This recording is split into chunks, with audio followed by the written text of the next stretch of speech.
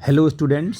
बेटा आज हम लोग जो है कि एनसीईआरटी के एग्जाम्पल डील करने वाले हैं और चैप्टर का नाम है मैग्नेटिज्म। ठीक है ना। पहला एग्जाम्पल हमारा ये है कि what happen if a bar magnet is cut into two pieces transverse to its length and along its length. तो अगर हम ट्रांसवर्स की बात करते हैं तो ये आपका बार मैग्नेट मान लो है और इधर आपने लिया है नॉर्थ पोल, इधर आपने लिया है साउथ पोल। अगर इसको आपने क्या किया, इसको अगर आपने ट्रांसवर्स का मतलब इसकी लेंथ के बिल्कुल कट करो परपेंडिकुलर। ठीक है, तो ये आपको क्या मिलेगा, देखो आपको ये बार मैग्नेट दो पीस मिलेंगे यहाँ पर ऐसे। ठीक है ना, ये बन जाएगा तुम्हारा नॉर्थ पोल, ये बन जाएगा तुम्हारा साउथ पोल, यहाँ बनेगा साउथ पोल, यहाँ बनेगा आपका नॉर्थ पोल। ठीक है ना। इसमें ये क्या होता है कि अगर आपने ट्रांसवर्स कट किया तो इसकी जो पोल स्ट्रेंथ यहाँ पर है स्मॉल m है ना, इसको हम पॉजिटिव लेते हैं, इसको हम यहाँ पर नेगेटिव एज्यूम करते हैं, हालांकि वो पॉजिटिव नेगेटिव सिर्फ एजम्पशंस है। m पोल स्ट्रेंथ आपने ऐसे कट किया तो इसकी भी पोल स्ट्रेंथ क्या होगी, यहाँ पर प्लस m होगी, यहाँ पर माइनस m होगी, ये आपकी प्लस m होगी, यहाँ पर माइनस m होगी। मतलब पोल स्ट्रेंथ यहाँ पर चेंज नहीं होने वाली है। हाँ, मैग्नेट जो है कि दो छोटे छोटे मैग्नेट में क्या होगा, तुम्हारा डिवाइड हो गया। ठीक है ना। और कहता है कि व्हाट हैपन अगर इसी मैग्नेट को हम, ये जो तुम्हारा बार मैग्नेट है, अगर ये आपका नॉर्थ पोल है, ये आपका साउथ पोल है, अगर इसको हमने बिल्कुल लेंथ के, इस बार मैग्नेट के लेंथ के अलॉन्ग ऐसे कट किया, तो कट किया तो पक्का है कट करोगे तो इसको क्या है लेंथ वाइज आपको मिलेगा इस तरीके से। यहाँ क्या मिलेगा, एक बार मैग्नेट यहाँ मिल जाएगा, बोलो बच्चा जी, एक यहाँ मिल जाएगा और एक यहाँ मिल जाएगा नीचे, है कि नहीं है। लेकिन क्या होगा, पोल स्ट्रेंथ कम हो जाएगी क्योंकि आपने पूरा उसको कैसे कट किया है, बिल्कुल लेंथ के अलॉन्ग। तो इसकी जो पोल स्ट्रेंथ हाफ कट किया है तो इसकी जो पोल स्ट्रेंथ बनेगी माइनस प्लस m/2 बन जाएगी, ये हो जाएगी माइनस m/2 बन जाएगी। यहाँ पर ये भी प्लस m/2 बनेगा और क्या बनेगा, माइनस m/2 बनेगा। और ये आपका नॉर्थ पोल, ये आपका साउथ पोल, ये आपका नॉर्थ पोल, आपका ये साउथ पोल। यहाँ भी ये मैग्नेट दो मैग्नेट में डिवाइड हो गया तो पक्का है कि अगर आप कट करोगे तो दो बन जाएगा, दो मैग्नेट, क्योंकि सिंगल पोल एग्जिस्ट नहीं करता है। तो अगर मैग्नेट को आप कट कर रहे हो बार बार तो वो क्या करेगा, अपने आप को दो पोल में कन्वर्ट कर लेगा। ठीक है ना। जब भी कट करोगे तो वो जो पीस आपको मिलेगा वो उसमें भी नॉर्थ पोल साउथ पोल ही रहेंगे। ये इंपॉर्टेंट चीज़ थी। अब कह रहा है कि अ मैग्नेटाइज निडल, जो कि पहले से क्या है, मैग्नेटाइज है, in a uniform magnetic field experiences torque but no net force. ध्यान देना, अगर मैं इसको यहाँ पे लाइन खींचता हूँ और फिर आपको बताता हूँ, देखो ध्यान से। मान लो आपके पास यूनिफॉर्म मैग्नेटिक फील्ड ऐसे है, यूनिफॉर्म बड़ी इंपॉर्टेंट चीज़ है। हम फील्ड की बात करते हैं तो फील्ड कैसी है, यूनिफॉर्म इलेक्ट्रिक फील्ड ऐसे, ये पहले से बनी हुई, ये यूनिफॉर्म इलेक्ट्रिक फील्ड है। इसमें आपने एक निडल रखा है, कैसी निडल रखा, जो कि मैग्नेटाइज्ड है, कैसी है, ठीक है। ऑलरेडी उसमें नॉर्थ पोल साउथ पोल बने हुए हैं, इसमें कोई प्रॉब्लम की बात नहीं। ऐसे रख दिया, बोला मान लो अपना ऐसे, ठीक है ना जी। मान लो इसका ये नॉर्थ पोल है, इसका ये साउथ पोल है, ठीक। अब बोलो इस पर एक टॉर्क कहाँ लगेगा, अलोंग द फील्ड, इधर ये आपका फोर्स लगेगा। इधर फोर्स कितना होगा, यहाँ पर जो मैग्नेटिक फोर्स होगा वो कितना होगा, m/B होगा, है ना। इधर उतना ही होगा मैग्नीट्यूड, m क्या होगा, फोर्स क्या होगा, m/B होगा, इधर नेगेटिव होगा।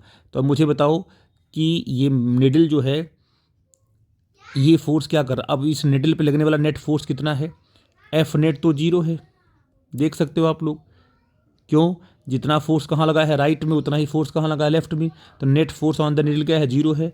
बट टॉर्क की बात करेंगे तो टॉर्क में क्या देखोगे आप लोग, बताओ बट्टा जी। टॉर्क में देखोगे ये वाला जो फोर्स है कितना टॉर्क बनाएगा, ये बनाएगा आपका एंटी क्लॉकवाइज, सॉरी ये बनाएगा तुम्हारा क्लॉकवाइज, और ये भी क्या बनाएगा तुम्हारा, ये क्लॉकवाइज। दोनों ही क्लॉकवाइज टॉर्क बनाएंगे तो टॉर्क क्या हो जाएगा, तुम्हारा ऐड हो जाएगा और निडल आपकी ऐसे घूम जाएगी। तो यहाँ पर आपका नेट टॉर्क का क्या आएगा बेटा जी, नेट टॉर्क क्या आएगा, नेट टॉर्क आपका नॉन जीरो आएगा, पक्का नॉन जीरो, क्योंकि आपकी निडल घूमना ही घूमना है। ठीक है बेटा जी। तो ये सिर्फ यूनिफॉर्म मैग्नेटिक फील्ड में ऐसा हुआ। अब इन्होंने अगला क्वेश्चन इसमें बोल दिया क्या, देखो ध्यान से, इन्होंने इसमें क्या बोल दिया, मैं इसको नीचे ही करूँगा ऐसे, 1 मिनट ये। अब इन्होंने क्या बोल दिया, देखो an iron nail near a bar magnet however, है ना, आपके पास एक बार मैग्नेट मान लो है। देखो ध्यान से, इंपॉर्टेंट है, एनसीईआरटी जब कोई कॉन्सेप्ट को बनाती है ना तो काफ़ी इंपॉर्टेंट होता है ये आपके पास, ये बार मैग्नेट है ये, ठीक है ना। मान लो ये नॉर्थ पोल है इसका और ये साउथ पोल है। अब क्या होगा, नॉर्थ पोल से क्या होगा, फील्ड निकलती है और कहाँ जाती है, साउथ पोल में। यहाँ से फील्ड निकलेगी ऐसे, क्या होगी तुम्हारी, ये जाएगी ये साउथ पोल में, ठीक है ना। यहाँ से ऐसे निकलेगी, कहाँ जाएगी ये, है ना। तो ये जो फील्ड बनेगी आपकी ऐसे इधर अंदर आती हुई फील्ड दिखाई पड़ेगी आपको, इधर से क्या है, निकलती हुई फील्ड दिखाई पड़ेगी। तो ये कैसी फील्ड है, ये फील्ड जो बनाता है ये नॉन यूनिफॉर्म है। कैसी है ये, नॉन यूनिफॉर्म फील्ड है ना। अब नॉन यूनिफॉर्म फील्ड है तो इसमें क्या रखा हमने, मान लो इसमें हमने एक नील रख दिया, ठीक है ना जी। हमने क्या रख दिया, यहाँ पर मान लो ऐसे नील रख दिया ऐसे, ये, ठीक है ना। तो अगर ये फील्ड कैसी है, नॉन यूनिफॉर्म है, तो इस पर नेट फोर्स, ये नेट फोर्स भी इस पर क्या होगा, क्योंकि इस पर नेट फोर्स जीरो नहीं होगा ना, क्योंकि ये जितना फोर्स यहाँ लगेगा उतना ही फोर्स यहाँ नहीं लग सकता है ना, क्योंकि यहाँ के फील्ड कुछ और है, यहाँ के फील्ड कुछ और है। इसलिए इस पर एफ नेट क्या होगा, इस पर एफ नेट जीरो नहीं होगा, और इस पर टॉर्क नेट तो जीरो नहीं होगा, वो तो टॉर्क नेट तो जीरो नहीं होना है, लेकिन एफ नेट भी नहीं जीरो होगा क्योंकि फील्ड यहाँ पर क्या है, अलग अलग है। इसलिए आपने कहा कि भाई, और क्योंकि आपने क्या रखा, इसको रखा, ये कैसा है, ये आपका है हाउएवर कह रहा है कि एन आयरन, और आयरन क्या है, जैसे ही रखोगे तो आयरन होगा तुम्हारा मैग्नेटाइज होगा। और हमेशा कौन सा फोर्स आएगा, ये जब भी एफ नेट इस पर आएगा तो कैसा होगा तुम्हारा, अट्रैक्टिव होगा। कैसा फोर्स होगा तुम्हारा, अट्रैक्टिव होगा। तो आपने क्या देखा कि अगर एक आयरन की नेल को आप नॉन यूनिफॉर्म फील्ड में रख रहे हो तो उस पर टॉर्क भी लग रहा है और फोर्स भी, नेट फोर्स भी लग रहा है। बट यूनिफॉर्म में रख रहे हो तो आप देखो नीडल के केस में टॉर्क तो जीरो नहीं है बट नेट फोर्स क्या इस पर जीरो है, ठीक है बेटा। अब ये बोल रहा है कि must every magnetic configuration have a north pole and south pole, what about the field due to a toroid. ये ज़रूरी नहीं है, इसे बार मैग्नेट में क्या होता है, नॉर्थ पोल होता है और साउथ पोल होता है, ठीक है ना। आई थिंक मेरी बात समझ पा रहे हो। जो आपका बार मैग्नेट है उसमें क्या है, नॉर्थ पोल भी और क्या है, साउथ पोल भी है।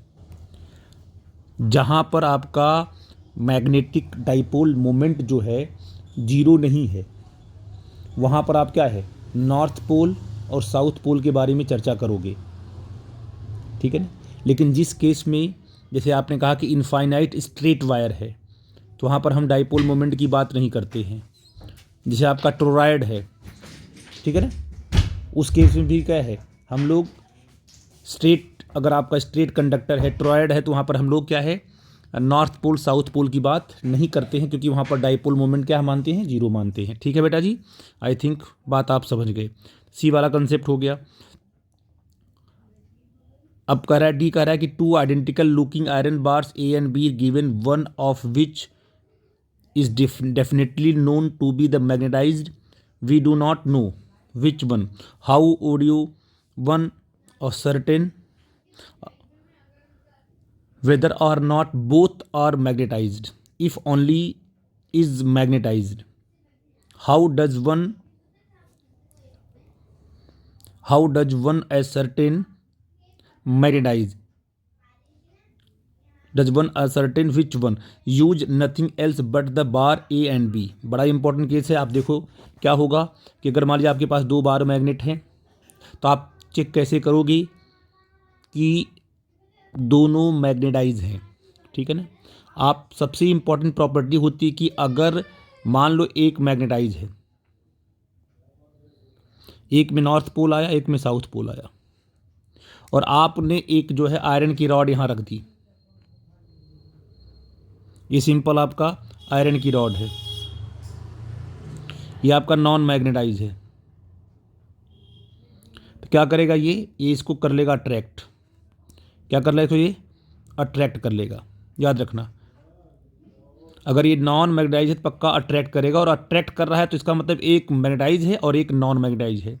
और अगर मान लो इनमें कभी आपस में रिपल्सन नहीं होगा, और अगर दोनों मैग्नेटाइज हैं, ये भी आपका क्या है, मैग्नेटाइज है, और मान लीजिए ये वाला ए वाला भी मैग्नेटाइज है और बी वाला भी क्या है, मैग्नेटाइज है, ठीक है ना जी।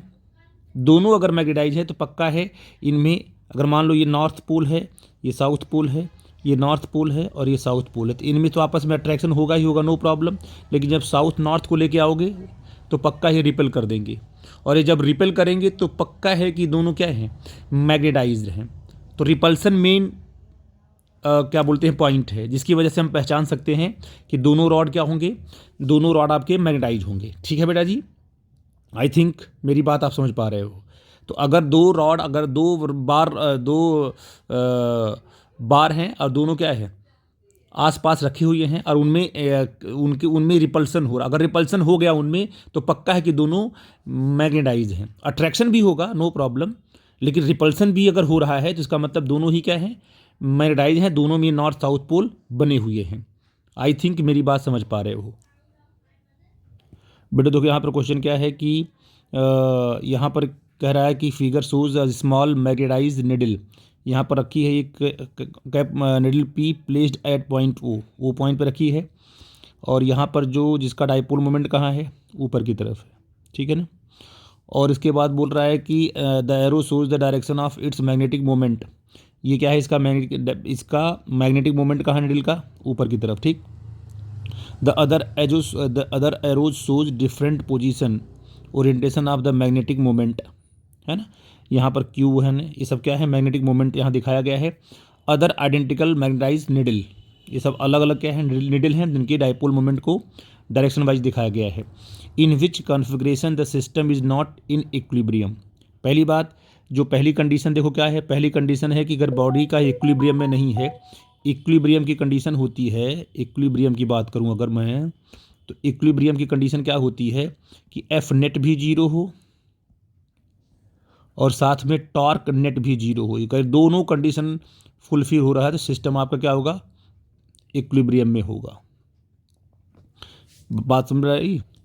और एक बात और, मान लो अगर मान लीजिए आपकी ये बनी है मैग्नेटिक फील्ड, इधर बनी है, ये आपकी बनी है मैग्नेटिक फील्ड, इधर बी है। ठीक है बेटा जी। अगर डाइपोल मोमेंट की जो डायरेक्शन है वो फील्ड के अलोंग है, क्या है, फील्ड के अलोंग है, तब तो सिस्टम आपका इक्विलिब्रियम में होगा। मतलब बी की जो डायरेक्शन है और एम की जो डायरेक्शन अगर सेम है ना, मान लो बी की डायरेक्शन हमने बनाई, ये बी की डायरेक्शन है और ये एम की डायरेक्शन है, एम का मतलब डाइपोल मोमेंट, तो ये आपका सिस्टम किस में होगा, इक्विलिब्रियम में होगा। लेकिन ये कैसा इक्विलिब्रियम होगा, स्टेबल इक्विलिब्रियम होगा, पक्का है, स्टेबल इक्विलिब्रियम होगा। ठीक है ना। और अगर फील्ड की डायरेक्शन कहाँ पर है, राइट साइड में, और डाइपोल मोमेंट कहाँ पर है, लेफ्ट साइड में। ठीक है ना। डाइपोल मोमेंट कहाँ पर जी, लेफ्ट साइड में है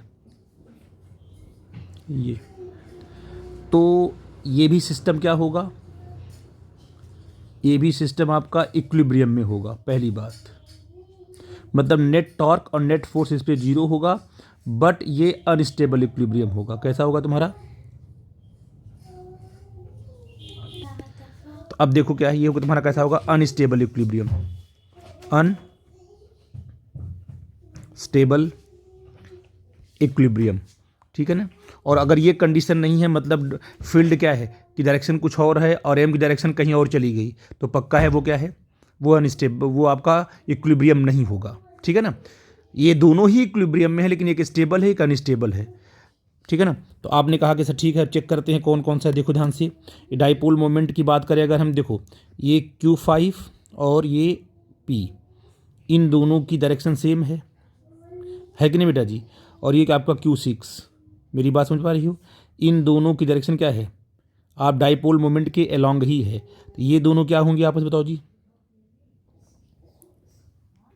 पहले बेटा हम लोग क्या करेंगे ना, पहले हम लोग जो है पहले क्वेश्चन का आंसर देंगे कि in which configuration is the system is not in equilibrium, कौन से कॉन्फ़िगरेशन में सिस्टम इक्विलिब्रियम में नहीं रहेगा। तो पहली बात यह है कि देखो बेटा जी, इसका डाइपोल मोमेंट कहाँ पर है, ऊपर की तरफ है। ठीक है ना। तो अगर ये एक्सियल लाइन पर बनाएगा इलेक्ट्रिक फील्ड, तो इलेक्ट्रिक फील्ड तो ऊपर की तरफ होगी ना, सॉरी, जो मैग्नेटिक फील्ड कहाँ होगी, ऊपर की तरफ होगी अलोंग डाइपोल। अगर ये बार मैग्नेट होगा तो कहाँ होगी, डाइपोल के अलोंग इसकी मैग्नेटिक फील्ड होगी। और इसका डाइपोल मोमेंट कहाँ आ गया, इसके फील्ड के जस्ट आ गया परपेंडिकुलर। तो मैंने आपसे बोला है कि मैग्नेटिक फील्ड कहाँ है, ऊपर की तरफ, डाइपोल मोमेंट कहाँ रखा हुआ है, बिल्कुल उसके परपेंडिकुलर। तो फील्ड और डाइपोल मोमेंट के बीच में क्या बन गया, कितना एंगल बन गया, 90 डिग्री। तो पक्का है कि हो जाएगा अनस्टेबल। कैसा हो जाएगा तुम्हारा, ये अनस्टेबल हो जाएगा। वही कंडीशन Q2 की भी है, ये भी हो गया तुम्हारा अनस्टेबल। तो ये दोनों तो हो गए अनस्टेबल, Q1 और Q2 क्या बन गए तुम्हारे, अनस्टेबल। ठीक, अब आते हैं अदर डाइपोल मोमेंट पर। अब आपको देखना है कि ये सब डाइपोल मोमेंट यहाँ रखे हुए हैं। अब बच्चे क्या दिक्कत होती है, देखो ध्यान से, कि ये तुम्हारा डाइपोल मोमेंट है ना। मान लो ये आपका बार मैग्नेट होगा, मान लो ऐसे सपोज किया, ठीक है ना। तो ये बना आपका डाइपोल मोमेंट बना। तो ये वाला जो पॉइंट क्या है, बार मैग्नेट। अच्छा, बार मैग्नेट इस पॉइंट पर क्या बनाएगा, मैग्नेटिक फील्ड, है ना। ये आपका नॉर्थ होगा ना, आपका ये आपका साउथ होगा, ये आपका नॉर्थ होगा। तो ये बनेगा डाइपोल मोमेंट। अब बताइए यहाँ पर इसके बाइसेक्टर पे जाओगे आप, ये पॉइंट इसके बाइसेक्टर पे है, तो ये वाला फील्ड कहाँ बनाएगा, ये वाला जो फील्ड बनाएगा वो इधर बनाएगा। ये जो बार मैग्नेट है, ये जो डाइपोल मोमेंट है, अपने बाइसेक्टर वाले पॉइंट पर कहाँ बनाएगा मैग्नेटिक फील्ड, इधर की तरफ बनाएगा। ये फील्ड बन गई, इधर की तरफ बन गई। बोल बच्चा जी। और इस लाइन पे फील्ड कहाँ बनेगी, ध्यान देना, क्योंकि फील्ड को समझना ही। और ये आपका एक्सियल लाइन है ना। इस एक्सियल लाइन पक्का है कि फील्ड ऐसे ही बनेगी, एस से एंटर करेगी और नॉट से बाहर निकलेगी। क्यों बच्चा जी। तो अब बताइए, ये Q6 का डाइपोल मोमेंट और Q3 का डाइपोल मोमेंट, देखो ये फील्ड के अलोंग है, ये भी क्या फील्ड के अलोंग है। इस दो डाइपोल मोमेंट की जो फील्ड यहाँ बनेगी वो डाउनवर्ड बनेगी, और यहाँ जो बनेगी वो अपवर्ड बनेगी। तो Q6 कहाँ रखा हुआ है, फील्ड के अलोंग रखा हुआ है, और Q3 भी कहाँ रखा है, फील्ड के अलोंग रखा हुआ है। ये है ना आपका B यहाँ बना हुआ है। तो इसका मतलब क्या होगा कि आपका जो Q3 एंड Q6 ये कैसे होंगे, स्टेबल इक्विलिब्रियम में होंगे, ठीक है ना। अब मुझे बताओ Q4 क्या है। देखो फील्ड की डायरेक्शन यहाँ पर क्या है, ऊपर की तरफ है, ये एक्सियल फील्ड है ना, ऊपर की तरफ है इसकी। और Q4 कहाँ है इसकी, जस्ट अपोजिट है। जस्ट कहाँ बेटा जी, अपोजिट है। वैसे अगर मैं कहूँ कि यहाँ पर क्या होगी फील्ड, यहाँ पर फील्ड क्या बनेगी, तो यहाँ फील्ड क्या बनेगी बेटा जी, यहाँ तो फील्ड ऐसे बनेगी ना, फील्ड है ना, क्योंकि फील्ड तो बनेगी डाइपोल मोमेंट के जस्ट अपोजिट। जब बनती है ना, ट्रांसवर्स फील्ड बनाते हो ना, कि अगर आपका बार मैग्नेट के बिल्कुल परपेंडिकुलर जब फील्ड बनेगी, जस्ट अपोजिट बनेगी। तो आप बताइए डाइपोल मोमेंट कहाँ रखा है, ऊपर की तरफ, और फील्ड कहाँ बनी है, नीचे की तरफ। इस वाली फील्ड में डाइपोल नीचे की तरफ, डाइपोल मोमेंट नीचे की तरफ, फील्ड कहाँ बनी इसकी, ऊपर की तरफ। ये Q5 और Q4 क्या हो जाएंगे, Q4 एंड Q5 स्टेबल तो होंगे, लेकिन कैसे होंगे, अनस्टेबल इक्विलिब्रियम। ठीक है बेटा जी, आई थिंक ये बात समझ गए आप। अब आप पूछ रहा है कि which configuration corresponding to lowest potential energy. जब आपकी फील्ड कहाँ हो, मैग्नेटिक फील्ड कहाँ हो, इधर की तरफ हो, और आपका डाइपोल मोमेंट भी इसी डायरेक्शन में हो, है ना, तो आपकी जो पोटेंशियल एनर्जी होती है वो कितनी होती है, -mb के बराबर। तो आपका ये वाला पार्ट क्या होगा, जो Q6 होगा, ये किस में होगा, ये लोएस्ट पोटेंशियल एनर्जी स्टेट में होगा ये, ठीक है। क्योंकि यहाँ पर फील्ड, ये वाली मैग्नेटिक फील्ड कहाँ, ऊपर की तरफ है, और इसका मोमेंट, डाइपोल मोमेंट भी कहाँ है, ऊपर की तरफ है। तो ये क्या होगा, लोएस्ट पोटेंशियल एनर्जी स्टेट में होगा। आई थिंक मेरी बात आप समझ पा रहे हो। अब देखो क्वेश्चन नंबर 3 क्या बेटा जी है, कि यहाँ पर डायग्राम आपको दिया गया है और पूछा है कि point out the what is the wrong with them, some of them may describe the electrostatic field lines correctly। ठीक है ना, अब ध्यान देना। अब आपको चेक करना कौन सी मैग्नेटिक फील्ड जो है रॉन्ग तरीके से यहाँ ड्रॉ की गई है। पहली बात कि मैग्नेटिक फील्ड क्या है, यहाँ पर एक ही पॉइंट से ओरिजिनेट करती हुई दिखाई पड़ी है, राइट साइड लेफ्ट साइड। तो ये आपका कॉन्सेप्ट गलत है कि एक ही पॉइंट से आप फील्ड को जाता हुआ दिखा नहीं सकते हैं। ठीक है बेटा जी, तो ये आपका तो रॉन्ग कॉन्सेप्ट हो गया। इधर क्या है कि magnetic field line never intersect to each other. पहली बात, यहाँ पर फील्ड लाइंस क्या आपस में इंटरसेक्ट नहीं करेंगी, वरना जिस पॉइंट पर वो इंटरसेक्ट करेंगी वहाँ पर फील्ड की दो डायरेक्शन बन जाएगी, जो कि इम्पॉसिबल है। तो ये भी आपका ये रॉन्ग हो गया। ये आपका टोरॉयड है, तो आपको पता है कि टोरॉयड में तो इलेक्ट्रिक फील्ड कैसी टोरॉयड के अंदर जो मैग्नेटिक फील्ड बनती है बिल्कुल सर्कुलर बनती है। तो ये बिल्कुल सर्कुलर बनी हुई है, और देखिए दैट मीन्स क्या है, ये लूप बनाती हुई दिखाई पड़ रही है बिल्कुल। अब प्रॉपर यूनिफॉर्म बनती है, वो यूनिफॉर्म बना हुआ भी है। ठीक है ना, तो ये आपका करेक्ट माना जाएगा। इस केस में आपका सोलिनॉइड है, सोलिनॉइड में मैग्नेटिक फील्ड जो आपको दिख रही है बिल्कुल करेक्ट दिख रही है अंदर की तरफ, लेकिन ये जो एंड पर जब फील्ड निकलती है तो क्या होती है, वो ये नॉर्थ पोल बनता है, ये साउथ पोल बनता है ना, यहाँ से फील्ड निकल के फिर यहाँ एंटर करती है ऐसे। तो यहाँ से जो है एंड पर जो है फील्ड को टर्न होता दिखाई करना पड़ेगा। ठीक है ना जी, तब जाके करेक्ट माना जाएगा, अदरवाइज करेक्ट ये नहीं होगा। तो अंदर तो फील्ड लाइन ठीक बनी है, लेकिन एंड पर उन्होंने उसको बेंड नहीं किया हुआ है, तो ये भी आपका डायग्राम गलत माना जाएगा। ठीक है ना जी, और ये देखो आपका दिया गया है सोलिनॉइड में, ये तो करेक्ट ही है, क्योंकि यहाँ पर देखिए लाइंस बिल्कुल बेंड है, यहाँ सर्कुलर शेप बना रही हैं और कहीं भी इंटरसेक्ट नहीं कर रही हैं, तो ये आपका करेक्ट माना जाएगा। ये आपके पास दो क्वाइल्स हैं, इनमें से फील्ड निकल रही है, यहाँ पर ये फील्ड आपका फील्ड क्या यहाँ पर इस तरीके से ब्रेक होती दिखाई पड़ रही है, ये भी क्या है आपका इनकरेक्ट है, इस तरीके से शेप यहाँ पर नहीं बनता है। और ये भी देख लो बेटा जी, इसमें भी क्या है, नॉर्थ से कहाँ जा रही है, साउथ जा रही है कि नहीं बेटा जी। और ये भी आपका बेटा इनकरेक्ट होगा, क्योंकि यहाँ पर नॉर्थ साउथ दिखता है, इससे जाता हुआ दिख रहा है फील्ड, ये भी डायग्राम पॉसिबल नहीं है। तो इसमें जो है कि आपको करेक्ट और इनकरेक्ट सेलेक्ट करना था। अब हम अगले क्वेश्चन में अब देखो बेटा क्या बोल रहा है कि magnetic field line shows the direction, ठीक है ना, at every point along which a small magnetized needle align. Do the magnetic field lines also represent the lines of force on moving charge particle at every point?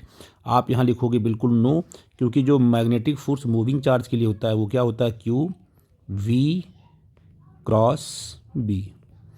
ये और आपको पता है कि moving charge में क्या होता है कि आपकी जो वेलोसिटी होती है और जो आपका फोर्स होता है, ये दोनों आपस में क्या होते हैं, परपेंडिकुलर होते हैं। तो कभी हम फोर्स को क्या है, सॉरी